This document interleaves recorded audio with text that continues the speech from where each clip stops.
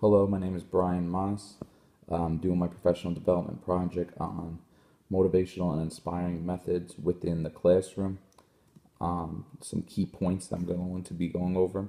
Why students benefit from motivation and inspiration in the school setting. Methods on how to motivate and inspire them. What's happening with the students today. Teachers shaping the country. Why is that?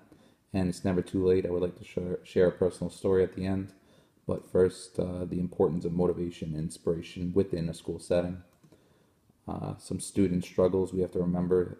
There's a lot of student struggles.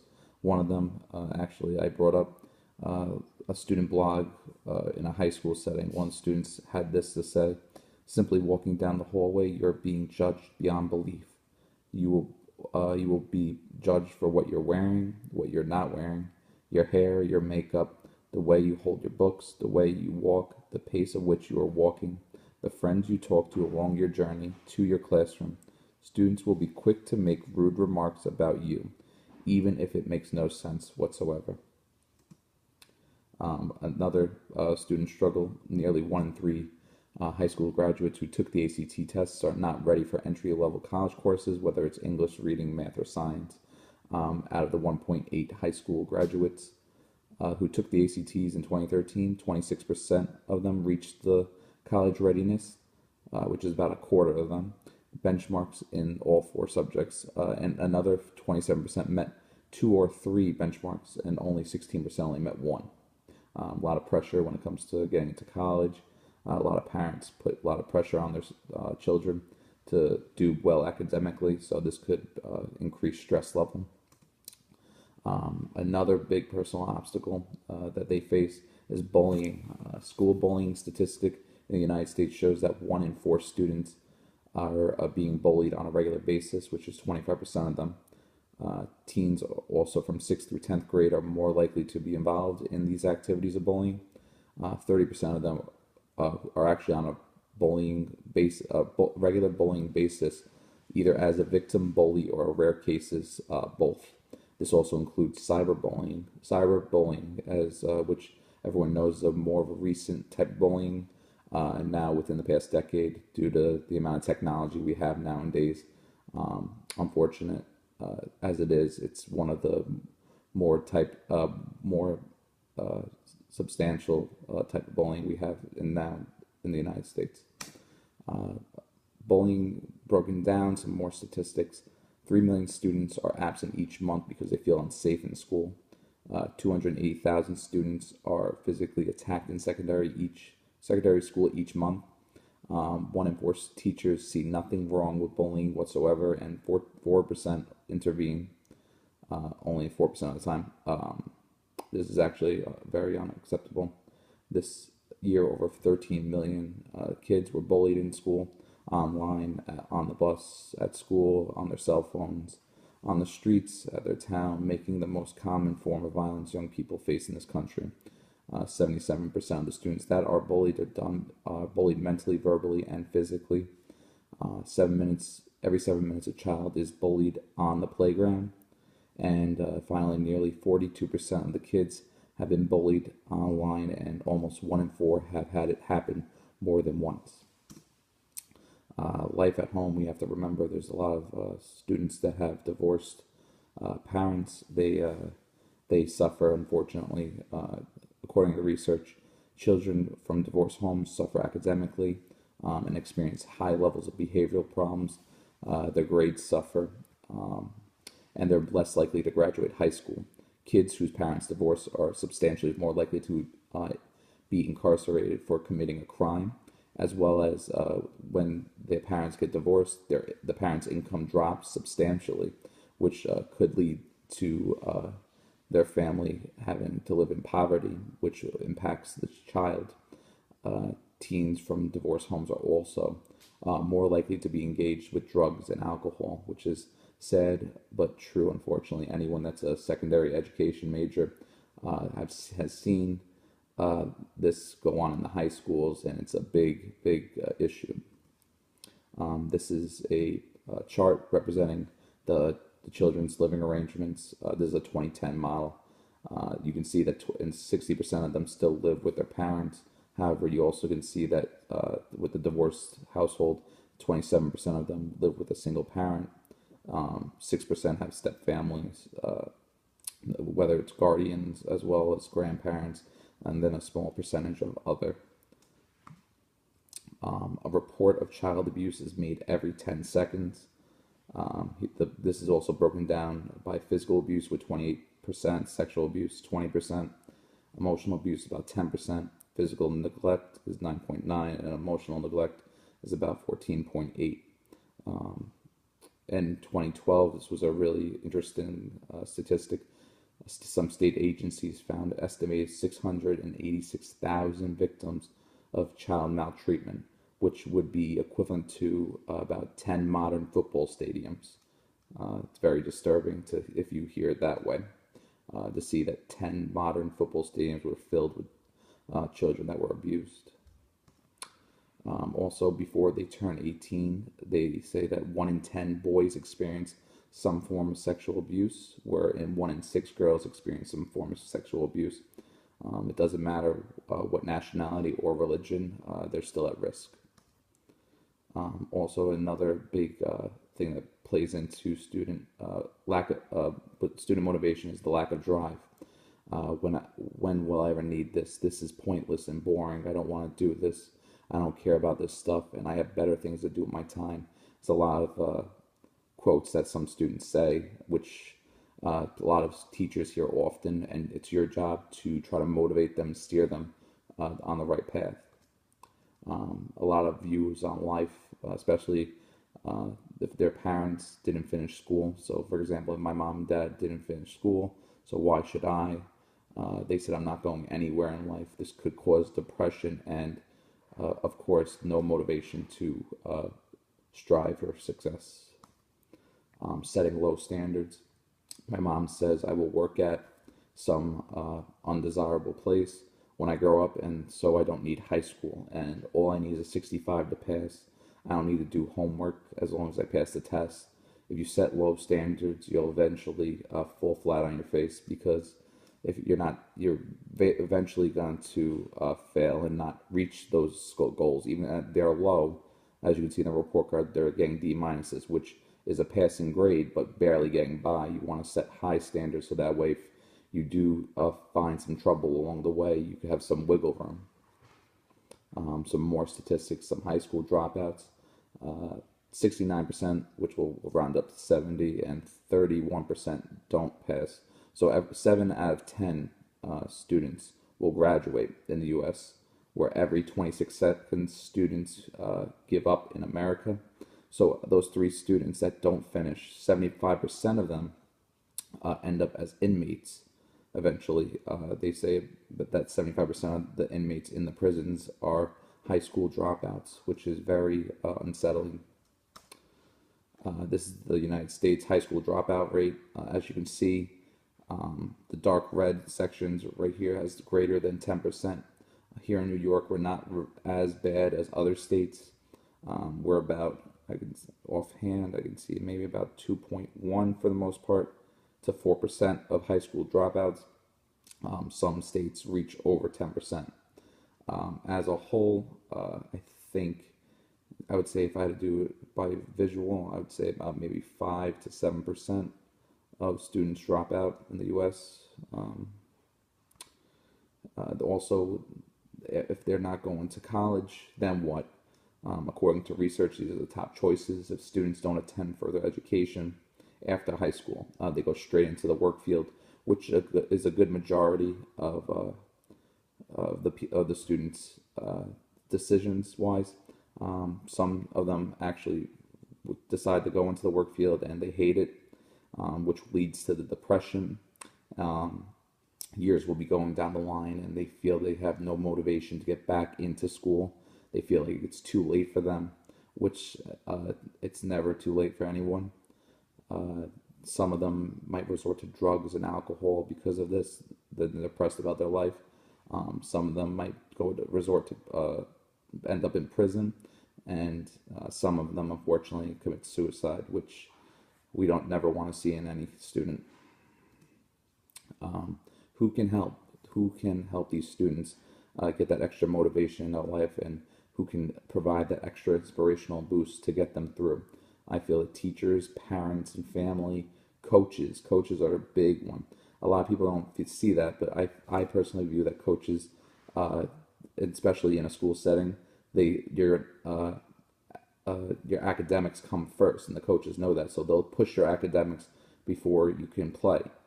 Um, Counselors, friends, and college students, basically anyone that has some type of relationship with that child. It's a team effort, so everyone needs to be on board with it. As you can see with this chart, the hierarchy, um, the reason why to motivate students and like their process. The students like this to please others, and then due to pleasing them, they feel that they get a reward, which is actually goes hand in hand with today's world. Even though today people, when they go to work, they end up getting paid for what they do at their job, which is basically the same thing what we put into the classroom. By incorporating motivation inside the class, it's not only beneficial, but it teaches students that if you put in work, you will be rewarded. Some motivational statistics. 49% of the teachers feel that with motivation in the classroom, it's very convenient because once you're motivating students to learn, it's automatic and that they'll be right on board with the lesson. 17% of them feel that it helps them manage their class activities, which is great with behavior management as well. 16% says it saves them time. If they're, for example, if they have behavior problems or trouble focusing on a lesson, they don't have to stop the class and focus on that one particular student. That saves them time that way. If they're motivated, they'll be on task. 13% says it improves their learning, which definitely it's been proven in many research articles and journals. And 4% of teachers believe they have no benefits, which I feel they maybe never actually applied that motivation inside their classrooms, and then 2% is other. Some famous failures. I'm about to play a video of some famous celebrities and popular icons that have failed in their life and turned it around and made them successful to never give up. We need to tell students it's all right to fail at something, and we need to encourage them to get back up and try it again until they become successful. Let me just play this for you.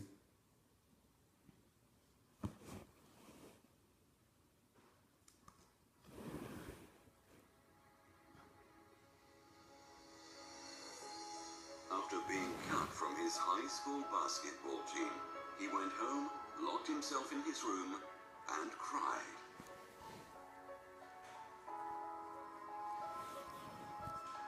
He wasn't able to speak until he was almost 4 years old, and his teachers said he would never amount to much.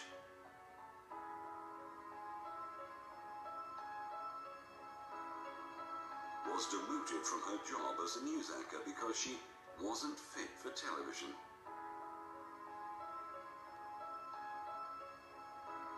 Fired from a newspaper for lacking imagination and having no original ideas.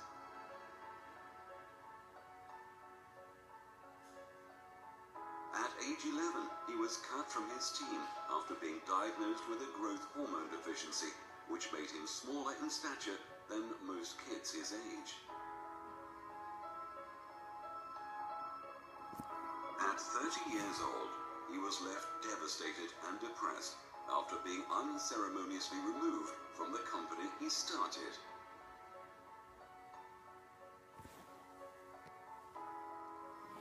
A high school dropout whose personal struggles with drugs and poverty culminated in an unsuccessful suicide attempt.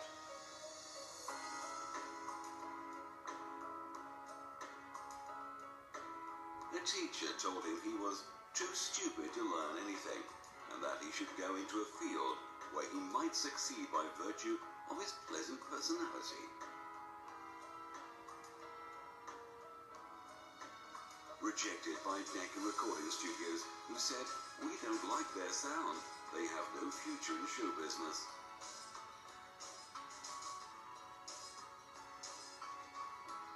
His first book was rejected by 27 publishers.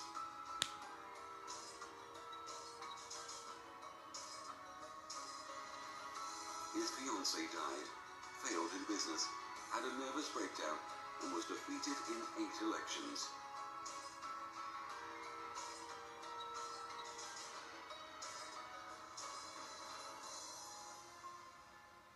If you've never failed, you've never tried anything new.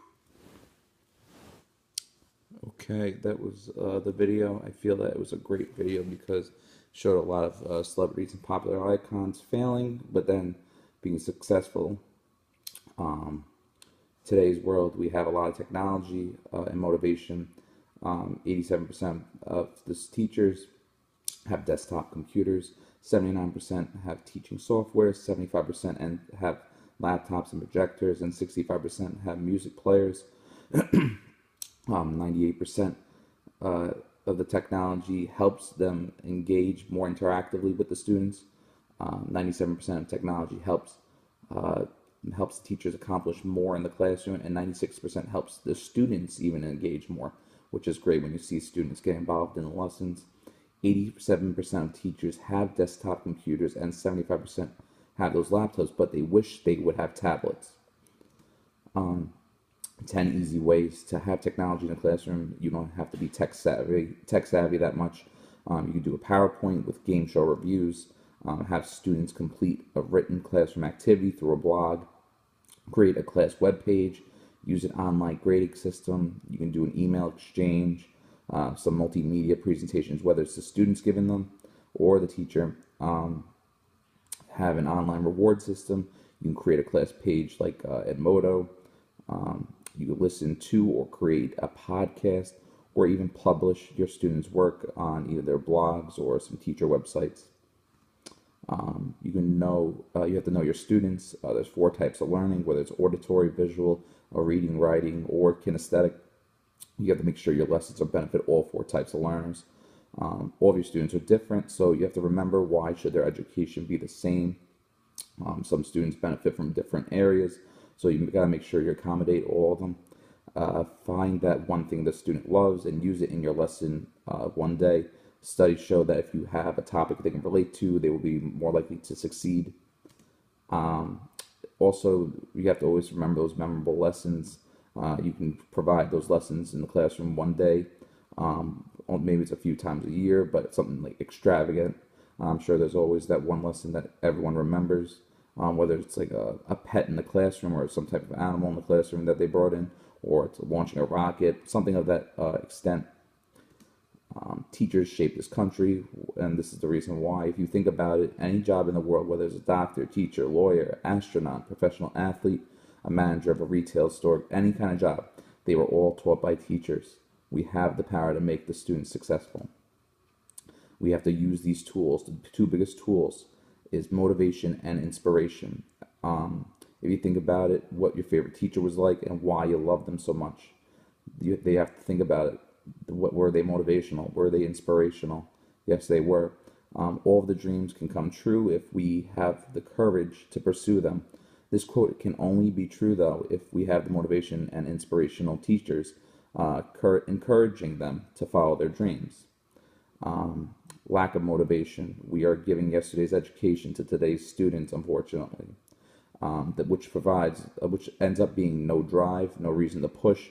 You're having the same technique, different day kind of deal, and no changes from the teacher will eventually show no change in the student. Some ways we can adjust that. The chalkboard can be a smartboard. The worksheets could be interactive lessons on the computer. Textbooks could be tablets. Homework assignments could be class websites with an interactive section. And reward systems could be online rewards, or even you can make a bank account, provide fake money in it. My personal story, I was born with a condition called vascular rings. I needed surgery. Vascular rings is a condition where your air tube was wrapped around your heart, but mine was wrapped around my heart and with a double knot. This caused not enough oxygen to my brain to kill brain cells eventually. This caused such a delay. Doctors actually diagnosed me as mentally retarded, which is now called intellectually disabled. I didn't speak till I was 5 years old, and I had an IQ of 57, which is mildly retarded. Had to go to many different schools because special education wasn't as well developed as it is now. All the things they said I wouldn't be able to do: ride a bike, drive a car, play sports, be a social person, tie my shoes, stand on one leg. My IQ score would just stay the same, live by myself, and get a professional job. All of a sudden, one day, my brain cells decided to reproduce, making my IQ go up, and doctors couldn't explain what was happening. There were a few teachers that believed in me and motivated me to try hard, made me who I am today, and now I have a high IQ. All the things they said I couldn't do made me determined to prove them wrong. Riding a bike, driving a car, I can do both. Playing sports, I played basketball and soccer for my high school team. Being a social person, I was elected vice president and homecoming king of my high school. Tying my shoes, I can tie them, and I actually have a shoe collection. I can stand on my one leg with no problem. Improve my score, I definitely did.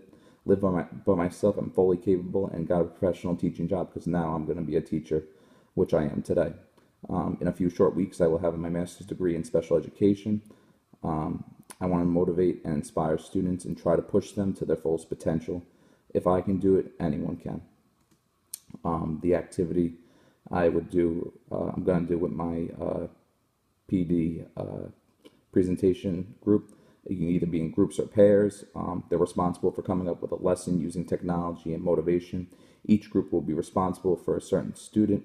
By spinning the wheel, we would openly talk after to share what lessons we came up with and comment on things that we will have, that we will like, and areas we can improve on. This wheel that I made that's popping up has 4 things on each wheel. It will provide the gender of the student, the age, the disability, and the topic, and you must create a lesson for that student using technology and motivation. That each group is responsible for that one particular student, and then we would come back and talk about it. Every group will benefit from this because we'll have a bunch of ideas that they can use for their own classroom. I hope you enjoyed my professional development. Thank you for watching.